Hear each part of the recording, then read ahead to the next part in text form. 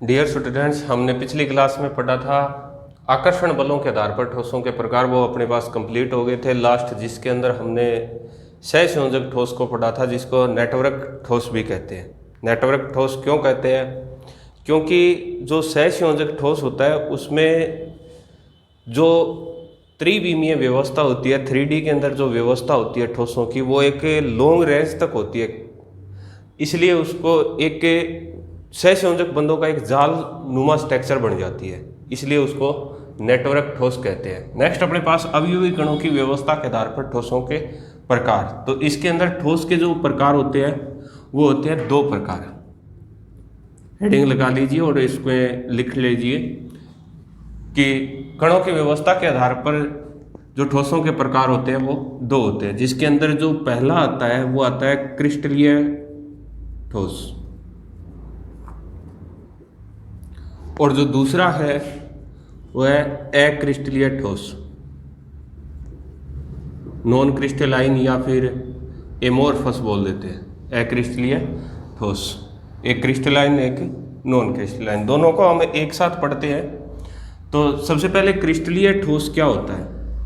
तो क्रिस्टलीय ठोस को समझने से पहले इसके अंदर एक चीज़ मैं आपको बताता हूँ, दोनों का कॉमन एग्जाम्पल। जैसे अपने पास एक चौक है, चौक का फार्मूला क्या है? CaCO3। इसी जगह पे मैं दूसरा उदाहरण लेता हूँ मार्बल का या संगमरमर। एग्जाम्पल क्या है? फॉर्मूला क्या होता है? CaCO3। तीसरा एग्जाम्पल अपने कोटा स्टोन का लेते हैं, इसका भी फॉर्मूला क्या है? सेम है। तीनों के फॉर्मूले सेम है, लेकिन तीनों की प्रॉपर्टी, जैसे चौक से अपने बोर्ड पे लिख सकते हैं, क्या मार्बल से लिख सकते हैं? नहीं ना। रीजन क्या है इसका? कि सेम केमिकल फॉर्मूला होने के बावजूद भी इसकी जो नेचर होती है तीनों की, वो डिफरेंट होती है। तो इसका कारण क्या है? इसका कारण क्या होता है? अवयवी कणों की व्यवस्था, और इन्हीं अवयवी कणों की व्यवस्था के कारण इन तीनों की जो प्रॉपर्टी होती है वो बदल जाती है। जिसके अंदर जो मार्बल है या संगमरमर है वो क्रिस्टलीय ठोस के अंदर आता है, और जो चौक होता है वो अक्रिस्टलीय ठोस के अंदर आता है। इसको अपने ध्यान से समझेंगे। कैसे? तो सबसे पहले जो क्रिस्टलीय ठोस होते हैं उनके अंदर एक व्यवस्था होती है जिसको अपने बोलते हैं दीर्घपरासी व्यवस्था। दीर्घपरासी व्यवस्था क्या चीज होती है, इसको समझना। कि जैसे दीर्घपरासी व्यवस्था के अंदर मैंने बोल दिया कि कोई भी अपने पास एक कण है, जैसे ये कण हो गया, दूसरा कण ये हो गया, तीसरा ये हो गया। इसी तरीके से जो कणों की व्यवस्था होगी इस प्रकार से, जैसे मैं पहले एक स्ट्रक्चर बनाता हूँ, उसके बाद में एग्जैक्ट चीज समझ में आ जाएगी।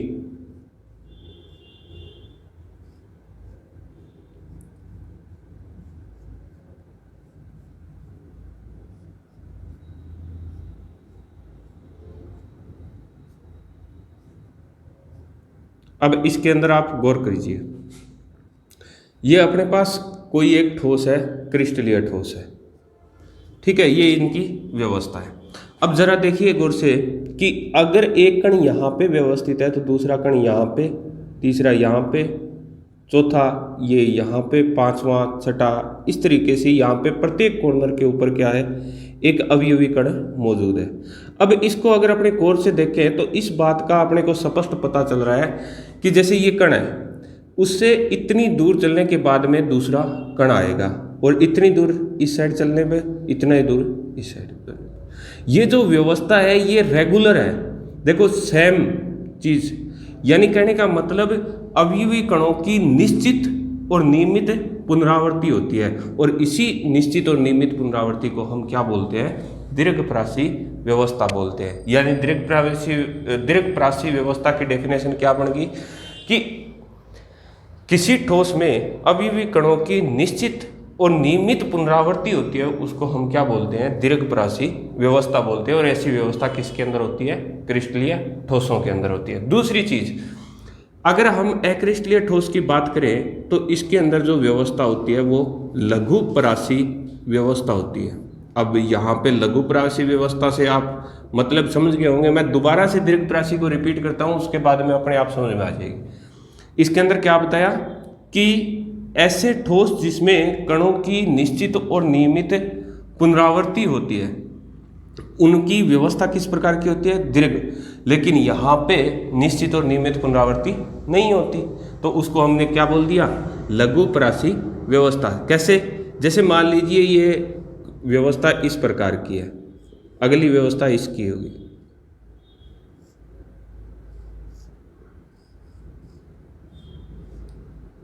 कोई शेड्यूल नहीं है, कणों की व्यवस्था किसी भी प्रकार की हो सकती है। यहाँ पे अभी कण मौजूद है, यहाँ पे इस तरीके से कोई निश्चित या नियमित पुनरावृत्ति है क्या? आप अपनी मर्जी से जो स्ट्रक्चर बनाना चाहते हो वो बना सकते हो। यहाँ पे हेक्सागोनल बन गई, यहाँ पे पेंटागोनल बन गई या ट्राइगोनल बन गई, कोई भी शेप किसी भी प्रकार के बन सकती है। यानी जिनमें निश्चित और नियमित पुनरावृत्ति नहीं होती उस व्यवस्था को हम क्या बोलते हैं? लघु प्रासी व्यवस्था। और ये किसके अंदर होती है? अक्रिस्टलीय ठोसों के अंदर। दूसरा इसके अंदर आता है गलनांक। गलनांक जो क्रिस्टलीय ठोस होते हैं उनका गलनांक क्या होता है? निश्चित होता है। फॉर एग्जाम्पल, जैसे कोई भी एग्जाम्पल ले लेते हैं, जैसे किसी भी ठोस का गलनांक मान लीजिए 1200 डिग्री सेंटीग्रेड है। 1200 डिग्री सेंटीग्रेड का मतलब एक निश्चित ताप के ऊपर जो ठोस है वो निश्चित ताप से पहले ठोस है और 1200 के बाद में वो किसके अंदर कन्वर्ट हो गया? द्रव के अंदर कन्वर्ट हो गया। जैसे इसको अपने एक ग्राफ के द्वारा डिनोट कर सकते हैं। इसका जो ग्राफ आएगा वो यहाँ पे अपने टेम्परेचर लेंगे तो ये चीज़ आती है इसके अंदर। जैसे इस टेम्परेचर से ऊपर, इस टेम्परेचर से ऊपर वो चीज़ क्या है? द्रव है। ये किसको डिनोट कर रहा है? द्रव को। और इस टेम्परेचर से नीचे ये एक सीधी लाइन है, बिल्कुल सीधी लाइन है ये। इससे नीचे ये किसको रिप्रेजेंट कर रहा है? यहाँ पे ठोस को। यानी इसको हम बोलते हैं शीतलन वक्र। क्या बोलते हैं? शीतलन वक्र। और शीतलन वक्र क्या होता है? ये असतत होता है। असतत का मतलब आप समझ गए होंगे, रेगुलर नहीं होता। जैसे इसके अंदर अपने एग्जांपल लेते हैं, अक्रिस्टलीय ठोस का गलनांक समझो आप। अक्रिस्टलीय ठोस का गलनांक के अंदर जैसे मैंने एग्जांपल ले लिया रबड़ या फिर प्लास्टिक का एग्जांपल लेता हूँ। अब इनका अगर अपने गलनांक देखें तो जैसे जैसे टेम्परेचर बढ़ाएंगे वैसे वैसे प्लास्टिक है या रबड़ है नरम हो जाएगा, और एक जैसे जैसे टेम्परेचर बढ़ाते जाएंगे वैसे वैसे ये पिघल कर चलने लगता है। यानी कहने का मतलब यहाँ पर अगर हम शीतलन वक्र खींचे तो ये शीतलन वक्र इस तरीके से प्राप्त होता है। ये है सतत, यानी अक्रिस्टलीय ठोसों का जो शीतलन वक्र होता है वो क्या होता है? सतत होता है। सतत का मतलब आप समझ गए होंगे, रेगुलर है ये चीज़ें। ठीक है, यहाँ पे टेम्परेचर से डिनोट कर देंगे। इस शीतलन वक्र का सतत का मतलब समझ गए होंगे। जैसे प्लास्टिक है, थोड़ा टेम्परेचर देंगे नरम होगा, जैसे जैसे टेम्परेचर को बढ़ाते जाएंगे वैसे वैसे प्लास्टिक नरम होकर बहना शुरू हो जाता है। यानी शीतलन वक्र जो होगा वो आएगा क्या? सतत आएगा। ठीक है, तो ये होता है अक्रिस्टलीय ठोस। यहाँ पे आयरन का एग्जाम्पल लिख दिया मैंने, यहाँ पे किसका एग्जाम्पल लिख दिया? अफ्फी का। किसी भी ठोस का एग्जाम्पल लिख देते हैं जिसका टेम्परेचर क्या हो, यानी गलनांक क्या हो? निश्चित हो। जैसे अफ्फी का एग्जाम्पल लिख दिया। नेक्स्ट अपने पास बात करते हैं इनकी देशिकता, या फिर हम बोल देंगे इसकी प्रकृति। प्रकृति कैसी होती है? तो प्रकृति के अंदर दो चीज आती है। यहाँ पे जो प्रकृति होती है वो होती है विषम देशिक प्रकृति होती है, या फिर इसकी जो गुण पाया जाता है विषम देशिक का उसको हम क्या बोल देते हैं? विषम देशिकता। और यहाँ पर जो अक्रिस्टलीय ठोस है उसकी प्रकृति किस प्रकार की होती है? तो उसके अंदर आएगा समदेशिकता। अब समदेशिकता और विषम देशिकता क्या चीज है, क्या कुछ होता है इसके अंदर, ध्यान से समझना। क्रिस्टलीय ठोस के अंदर दीर्घप्रासी व्यवस्था होती है जिसमें अवयवी कणों की निश्चित और नियमित पुनरावृत्ति होती है। इसी बात को आप दोबारा से समझो। जैसे मान लीजिए मैं बोल देता हूं कि हमारे पास कण है, वो इस प्रकार के कण मौजूद है, एक निश्चित दूरी पर और निश्चित समय पर इन कणों की पुनरावृत्ति हो रही है। इस बात को आप समझ रहे हो? इस तरीके से इनकी पुनरावृत्ति हो रही है। इसी क्रिस्टलीय ठोस के अंदर दूसरे कण है वो इस तरीके से मौजूद है, इस प्रकार है, और इनकी भी जो व्यवस्था है वो इस प्रकार की प्राप्त हो रही है। इस तरीके से ये कणों की व्यवस्था है। अब अगर हम इनके भौतिक और रासायनिक गुणधर्म नापे, जैसे गलनांक का उथनांक मापना है, गलनांक का उथनांक मापना है, अपवर्तनांक मापना है, या कोई अदर प्रॉपर्टी, तन्यता का गुण है, किसी भी प्रकार की कोई भी प्रॉपर्टी अपने को नापनी है या मापनी है, तो इसके अंदर क्या होता है, जैसे मान लीजिए मैं इसको यहाँ से मेजर करता हूँ, इस तरीके से मेरे को अपवर्तनांक नापना है, तो इसके देखो इस तीर के निशान के ऊपर की तरफ अलग प्रकार के अवयवी कण हो गए और नीचे की तरफ अलग हो गए। एक तो मैं इस चीज़ को यहाँ से नापूँ, दूसरा यहाँ से नापता हूँ, ठीक है। यहाँ से नापेंगे तो देखो एक दूसरे, यहाँ पर जो भौतिक और रासायनिक गुणधर्म नापे हैं और यहाँ से नापे हैं, दोनों के अंदर अंतर आएगा कि नहीं आएगा? बिल्कुल आएगा। तो ये चीज़ जो है, ये वाला जो तीर का निशान है वो रिप्रेजेंट करता है किसको? विषम देशिकता को। विषम देशिकता को ये रिप्रेजेंट क्यों करता है? ये विषम देशिकता को रिप्रेजेंट इसलिए करता है कि इसके एक तरफ जो कणों की व्यवस्था, कण है वो अलग प्रकार के हैं और दूसरी तरफ कण है वो अलग प्रकार के हैं। जैसे इसको यहाँ से नाप ले, कणों की व्यवस्था एक साइड अलग है, दूसरी साइड अलग है। तो विषम देशिकता क्या होती है कि क्रिस्टलीय ठोसों में क्रिस्टलीय ठोसों के भौतिक और रासायनिक गुणधर्म, जैसे भौतिक गुणधर्म के अंदर गलनांक का उथनांक, अपवर्तनांक, तन्यता, विद्युत चालकता, प्रतिरोधकता, विद्युत प्रतिरोधकता, ये गुणधर्म अलग अलग दिशाओं से नापे और अपने को क्या मिले? अलग अलग मिले। देखो विषम नाम स्पष्ट कर रहा है, देशिकता दिशाओं से। दोबारा से सुनिए परिभाषा को। क्रिस्टलीय ठोसों में भौतिक गुणधर्म जैसे गलनांक का उथनांक, अपवर्तनांक, तन्यता, प्रतिरोधकता, विद्युत प्रतिरोधकता, घनत्व अलग अलग दिशाओं से नापने पर अपने को क्या प्राप्त हो? अलग अलग ही प्राप्त हो। उसको हम क्या बोलते हैं? विषम देशिकता बोलते हैं। और ये इंपॉर्टेंट चीज़ है। समदेशिकता क्या होती है? इसके अंदर मैंने अभी आपको बताया कि कणों की व्यवस्था है वो निश्चित और नियमित नहीं होती, अनिश्चित और अनियमित होती है। तो इसके अंदर क्या होता है, जैसे कणों की व्यवस्था इसके अंदर ये होगी, ठीक है, इस तरीके से कण की व्यवस्था होगी।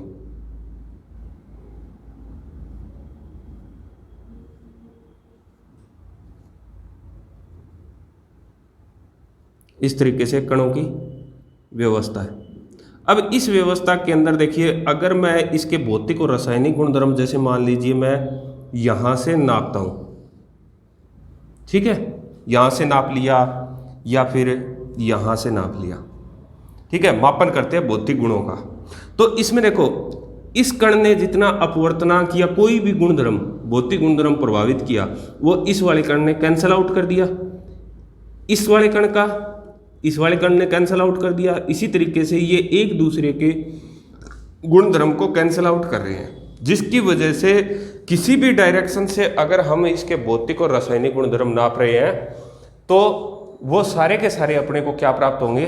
समान प्राप्त होंगे, समदेशिकता, ठीक है। जिसके कारण जो हम बोलते हैं कि अक्रिस्टलीय ठोस है उसमें किस प्रकार का गुण पाया जाता है? समदेशिकता का। तो यहाँ पे एक आपको परिभाषा याद रखनी है दीर्घप्रासी व्यवस्था की, दूसरी लघुप्रासी व्यवस्था की, दूसरा विषम देशिकता की डेफिनेशन क्या होती है और समदेशिकता की डेफिनेशन। विषम देशिकता की बता दी। समदेशिकता के अंदर क्या लिखेंगे कि अक्रिस्टलीय ठोसों में ठोसों के भौतिक और रासायनिक गुणधर्म, भौतिक गुणधर्मों के अंदर गलनांक, अवतनांक, अपवर्तनांक, तन्यता, प्रतिरोधकता, विद्युत प्रतिरोधकता, चालकता आदि गुण अलग अलग दिशाओं से नापने पर अपने को क्या प्राप्त होते हैं? समान प्राप्त होते हैं। उसको हम क्या बोलते हैं? समदेशिकता बोलते हैं, ठीक है। तो ये तीनों चीजें आप उतारिए। साथ में इसके अंतर हो गया, गलनांक इनका क्या होता है? निश्चित होता है, और इनका गलनांक क्या होता है? अनिश्चित होता है। यानी जैसे जैसे टेम्परेचर देते जाएंगे वैसे वैसे इसका गलनांक जो जैसे रबड़ और प्लास्टिक है वो नरम होते जाएंगे, टेम्परेचर बढ़ाएंगे तो ये पिघल कर द्रव अवस्था के अंदर कन्वर्ट हो जाते हैं। पहला अंतर दीर्घ व्यवस्था के अंदर हो जाएगा, दूसरा गलनांक के अंदर हो जाएगा, तीसरा आ जाएगा शीतलन वक्र के अंदर, और चौथा आ जाएगा किसके अंदर, प्रकृति के अंदर। एक दो बातें और बचती है वो बताएंगे, पहले आप इसको उतार दीजिए। ओके, तो उससे आगे देखिए क्रिस्टलीय और अक्रिस्टलीय ठोस में, क्रिस्टलीय जो ठोस होता है उसको हम बोलते हैं वास्तविक ठोस, और जो अक्रिस्टलीय ठोस है उसको हम बोलते हैं आभासी ठोस। इसको अपने वास्तविक ठोस क्यों कहते हैं? क्योंकि इसमें जो अविवी कणों की जो 3D के अंदर अरेंजमेंट होती है, त्रिविमीय जो व्यवस्था होती है वो रेगुलर होती है, नियमित होती है, इसलिए इसको हम क्या बोलते हैं, वास्तविक ठोस बोलते हैं। ये क्वेश्चन आ सकता है कि क्रिस्टलीय ठोस को वास्तविक ठोस क्यों कहते हैं। नेक्स्ट है आभासी ठोस, इनको क्यों कहा जाता है, या फिर इसको हम एक नाम और बोलते हैं अतिशीतित द्रव, अतिशीतित द्रव या सुपर कूल्ड लिक्विड।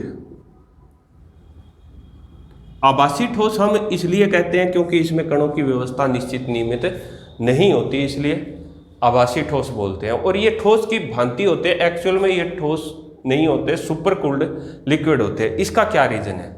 जैसे उदाहरण के लिए हम लेते हैं कांच का एग्जांपल, ठीक है, कांच को सुपर कूल्ड लिक्विड बोलते हैं। आपने कुछ एक दैनिक जीवन में देखे होंगे कुछ एक बातें, जैसे पुरानी हवेलियों के जो कांच होते हैं वो धुंधले पड़ जाते हैं। काफ़ी पुरानी हवेलियों के अंदर ऐसा अपने को देखने को मिलता है। हालांकि कुछ कांच वो धुंधले भी हो जाते हैं, दूधिया रंग के हो जाते हैं। तो उसका रीजन क्या होता है? क्योंकि कांच एक क्या है, अक्रिस्टलीय ठोस, अर्थात ये इनमें बहने का गुण होता है। इनमें क्या होता है? बहने का गुण होता है, लेकिन वो वास्तव में दिखाई नहीं देता। अर्थात हम कह सकते हैं कि इनका जो प्रवाह होता है, बहने का गुण उपस्थित होता है अक्रिस्टलीय ठोसों में, और जो इनका जो प्रवाह होता है, जो गति होती है वो अति मंद होती है, जिसको अपने आसानी से देख नहीं सकते, मेजर नहीं कर सकते। तो इसलिए इसको इनका जो प्रवाह होगा वो अति मंद होता है। इसके कारण इनको क्या कहा जाता है? अतिशीतित द्रव। और ये एक इंपॉर्टेंट क्वेश्चन बनता है यहाँ पे, अक्रिस्टलीय ठोस को अतिशीतित द्रव या सुपर कूल्ड लिक्विड कहा जाता है। क्यों? क्योंकि अक्रिस्टलीय ठोसों में बहने का गुण पाया जाता है, परंतु प्रवाह बहुत मंद होता है, इसलिए इसको क्या कहा जाता है? अतिशीतित द्रव। इसी के अंदर ये क्वेश्चन आ सकता है कि क्वेश्चन कौन कौन से बनते हैं? तो क्वेश्चन एक बन सकता है कि पुरानी इमारतों के कांच में दूधियापन आ जाता है या फिर धुंधले हो जाते हैं, धुंधले या इनमें दूधियापन आ जाता है, उसका क्या रीजन है? ठीक है, आंसर सेम है। इसी तरीके से अगर हम बोले, जैसे कांच एक यहाँ पे लगा रखा है, दिन में टेम्परेचर ज़्यादा होता है और रात को टेम्परेचर कम होता है, जिसकी वजह से दिन में टेम्परेचर जैसे जैसे बढ़ेगा तो इसमें बहने का गुण है। कांच होगा, उनके बीच में जो अट्रैक्शन फोर्स है, आकर्षण बल है, वो निरस्त होकर कांच नीचे की ओर बहने लग जाता है। अब रात में टेम्परेचर जैसे ही डाउन आएगा तो ऊपर से जो लेयर आएगी वो वहीं पे रुक जाएगी। अब दिन में टेम्परेचर वापस से ज़्यादा होगा तो वो बॉन्ड वापस से टूटेंगे, जिसकी वजह से वो नीचे की ओर बहता है। हालांकि इसका प्रवाह अपने मेजर नहीं कर सकते, बहुत ही मंद गति से होता है, इसलिए इसको अतिशीतित द्रव कहते हैं। तो अगर हम पुरानी हवेलियों के कांच को इस तरीके से स्पर्श करके देखेंगे तो ऊपर से पतले और नीचे से मोटे दिखाई देते हैं। यानी यहाँ पे क्वेश्चन बनता है कि पुरानी इमारतों या हवेलियों के कांच ऊपर से पतले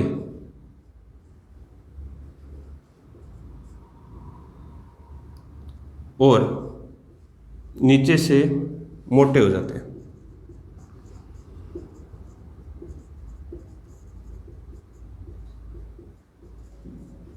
क्यों? तो इस ये जो अतिशीतित द्रव का रीजन है वही सेम रीजन इसके अंदर देना है। तीसरा क्वेश्चन, अक्रिस्टलीय ठोस को आभासी ठोस क्यों कहते हैं? आभासी ठोस क्यों कहते हैं? यह भी क्वेश्चन बन गया। और इसी प्रकार से अक्रिस्टलीय ठोस को अतिशीतित द्रव क्यों कहा जाता है? यह भी चीज इसी के अंदर आएगी। तो नेक्स्ट आपने देखिए, क्रिस्टलीय ठोस को वास्तविक ठोस कहते हैं और अक्रिस्टलीय ठोस को आभासी ठोस कहते हैं, और ये एक इंपॉर्टेंट चीज है। उदाहरण के अंदर देखिए अपने, तो उदाहरण अपने लिख देंगे। पहली चीज यहां पे लिखा हुआ है कांच, रबड़, प्लास्टिक, रेजिन, बहुलक आदि इसके अंदर आते हैं। ये सारे के सारे किसके उदाहरण हैं? ये है अक्रिस्टलीय ठोसों के। क्रिस्टलीय ठोस का उदाहरण जैसे NaCl, AgCl, ठीक है, हीरा, ये क्रिस्टलीय ठोस के अंदर आते हैं। कॉपर, Ag, Au, Fe, ये सारे के सारे किसके अंदर आते हैं? क्रिस्टलीय ठोस के।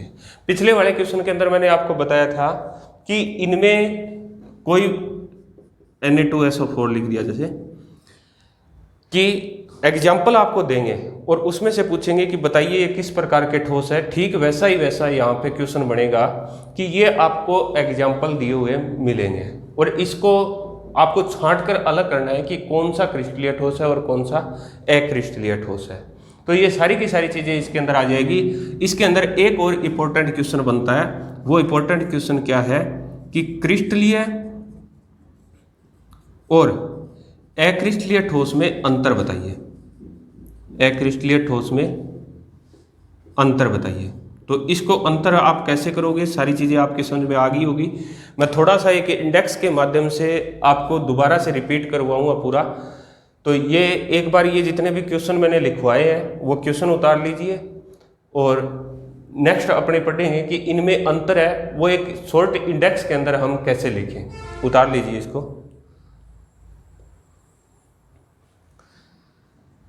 नेक्स्ट देखिए, क्रिस्टलीय और अक्रिस्टलीय ठोस में अंतर। तो क्रिस्टलीय और अक्रिस्टलीय ठोस में हम अंतर किस तरीके से करेंगे? तो सबसे पहला जो अंतर करेंगे वो करेंगे कणों की व्यवस्था। ये इस तरीके से अंतर करेंगे। सबसे पहला जो अंतर करेंगे वो करेंगे अपने कणों की व्यवस्था में। तो यहां पे लिखिए कणों की व्यवस्था। कणों की व्यवस्था के अंदर यहां पे कौन सी व्यवस्था थी? दीर्घपरासी व्यवस्था। परिभाषा याद है? निश्चित और नियमित पुनरावृत्ति हो अवयवी कणों की। यहां पे व्यवस्था लघुपरासी व्यवस्था, यानी ऐसे ठोस जिनमें अवयवी कणों की निश्चित और नियमित पुनरावृत्ति ना हो। ठीक है। दूसरा हम इनका अंतर जो करेंगे वो करेंगे गलनांक में। गलनांक इनका क्या होता है? निश्चित, एक निश्चित ताप पर ठोस और एक निश्चित ताप पर द्रव। इसके अलावा इसका गलनांक क्या होता है? अनिश्चित। जैसे मैंने प्लास्टिक का एग्जांपल दिया, रबड़ का एग्जांपल दिया, जैसे जैसे टेम्परेचर बढ़ाएंगे तो वो नरम हो जाएगा और अधिक टेम्परेचर बढ़ाएंगे तो वो द्रव की भांति पिघलकर बहने लगता है, प्रवाह का गुण होता है। तीसरा अंतर करेंगे हम शीतलन वक्र में। किसमें? शीतलन वक्र। शीतलन वक्र इसका क्या है? असतत है, जिसको आप किस तरीके से बनाओगे? यहाँ पे टेम्परेचर के मध्य इस तरीके से, ये असतत हो गया। और इसका जो शीतलन वक्र है वो कैसा होता है? सतत होता है। कैसे बनाओगे? इस तरीके से बनाएंगे। ये शीतलन वक्र सतत हो गया। नेक्स्ट अपने पास जो आता है वो आता है इनकी प्रकृति, या फिर हम बोल देंगे देशिकता। देशिकता के अंदर जो पहली चीज है क्रिस्टलीय ठोस की प्रकृति क्या होती है? विषम देशिक होती है, और विषम देशिक के गुण को हम क्या बोलते हैं? विषम देशिकता। परिभाषा क्या लिखोगे कि क्रिस्टलीय ठोसों के भौतिक गुणधर्म जैसे गलनांक, क्वथनांक, अपवर्तनांक, तनन सामर्थ्य, घनत्व, चालकता, विद्युत प्रतिरोधकता, प्रतिरोधकता आदि गुण अलग अलग दिशाओं से नापने पर अपने को क्या प्राप्त हो? अलग अलग हो, विषम देशिकता। और यहाँ पे कौन सी देशिकता? समदेशिकता। विषम देशिक के अकॉर्डिंग ही आप परिभाषा किसकी लिख दोगे? समदेशिकता की लिख दोगे। नेक्स्ट आपको लास्ट करवाया है मैंने क्या कि इनको हम क्या कहते हैं? वास्तविक ठोस कहते हैं। किनको? क्रिस्टलीय ठोसों को। और इनको क्या कहते हैं? आभासी ठोस कहते हैं। इनको क्या कहते हैं? आभासी ठोस कहते हैं। इसके अलावा इनको अतिशीतित द्रव कहते हैं। अतिशीतित द्रव। इस तरीके से हम इनके अंदर अंतर करेंगे। उदाहरण के अंदर, उदाहरण में हो गया NaCl हो गया, AgCl हो गया, Na2SO4 हो गया। कोई भी एक एग्जाम्पल आप लिख सकते हो। Na2SO4 हो गया, AgCl हो गया, Au हो गया, Ag हो गया, कॉपर हो गया, जिंक हो गया। ये इनके एग्जाम्पल हो गए। हीरा हो गया, इसके एग्जाम्पल आप इस तरीके से लिख सकते हो। इनके एग्जाम्पल फिक्स है, याद रखना। कांच, रबड़, प्लास्टिक, रेजिन और पॉलीमर, बहुलक, ये इसके उदाहरण हो गए। इस तरीके से हम इनके अंदर अंतर कर सकते हैं। तो इस यहाँ पे ये एक इम्पोर्टेंट टॉपिक है। पहला क्वेश्चन क्रिस्टलीय और अक्रिस्टलीय ठोस में अंतर बताइए। दूसरा आपको दीर्घप्रासी और लघुप्रासी की व्यवस्था पूछ सकते हैं। तीसरा शीतलन वक्र के बारे में पूछ सकते हैं। समदेशिकता और विषम देशिकता दोनों की परिभाषा पूछी जा सकती है 1 नंबर के क्वेश्चन में। क्रिस्टलीय ठोस को वास्तविक ठोस कहते हैं, क्यों कहते हैं? आभासी ठोस कहते हैं, क्यों कहते हैं? अतिशीतित द्रव कहा जाता है, क्यों कहा जाता है? तो इसका रीजन क्या होगा कि अक्रिस्टलीय ठोसों में द्रवों के समान बहने का गुण होता है, हालांकि प्रवाह बहुत मंद होता है, इसलिए इसको हम क्या बोलते हैं? अतिशीतित द्रव। इसके अंदर क्वेश्चन दोबारा से मैं रिपीट कर देता हूं। क्रिस्टलीय और अक्रिस्टलीय ठोस में अंतर, समदेशिकता और विषम देशिकता की परिभाषा, वास्तविक ठोस क्यों कहा जाता है, आभासी ठोस क्यों कहा जाता है, अक्रिस्टलीय ठोस को अतिशीतित द्रव क्यों कहा जाता है, पुरानी हवेलियों के कांच धुंधले क्यों पड़ जाते हैं, उनमें दूधियापन क्यों आ जाता है, ऊपर से पतले और नीचे से मोटे क्यों हो जाते हैं, ये सारे के सारे क्वेश्चन इसके अंदर पूछे जाते हैं। ठीक है, तो ये आपका टॉपिक यहाँ पे ठोसों का प्रकार है वो कंप्लीट हो गया। नेक्स्ट अपने पढ़ेंगे क्रिस्टल जालक और यूनिट सेल इकाई